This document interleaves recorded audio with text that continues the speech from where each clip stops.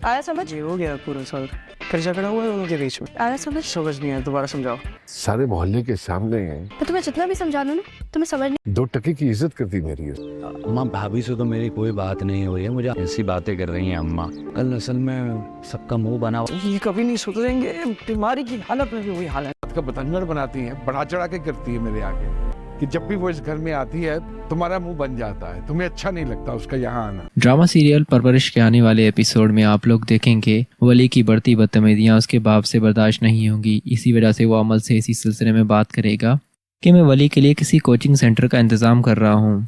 क्या तुम्हारी नज़र में कोई ऐसा सेंटर है जिसमें मैं वली की पढ़ाई को कंटिन्यू करवा सकूँ? तो यहाँ पर अमल वली के अब्बू को कहेगी, जी हाँ, एक सेंटर है जिसमें मैंने तैयारी की है और उसमें मैं पार्ट टाइम जॉब भी करती हूँ। आप चाहें तो वली की उसी में एडमिशन करवा सकते हैं। वली खड़ा होकर ये सारी बातें सुन रहा होगा, उसका पढ़ाई में ज़रा भी इंटरेस्ट नहीं। वो तो एक म्यूजिशियन और गिटारिस्ट बनना चाहता है और अपनी ज़िंदगी के ख्वाब पूरे करना चाहता है म्यूजिकल की दुनिया में जाकर। लेकिन उसका बाप उसके पीछे पड़ चुका है कि वली अपनी पढ़ाई मुकम्मल करे और अपनी पढ़ाई मुकम्मल करने के बाद वो बहुत बड़ा डॉक्टर बने। लेकिन वली को डॉक्टर बनने में ज़रा भी इंटरेस्ट नहीं। ऊपर ने समीर ने भी वली का जीना हराम कर रखा है।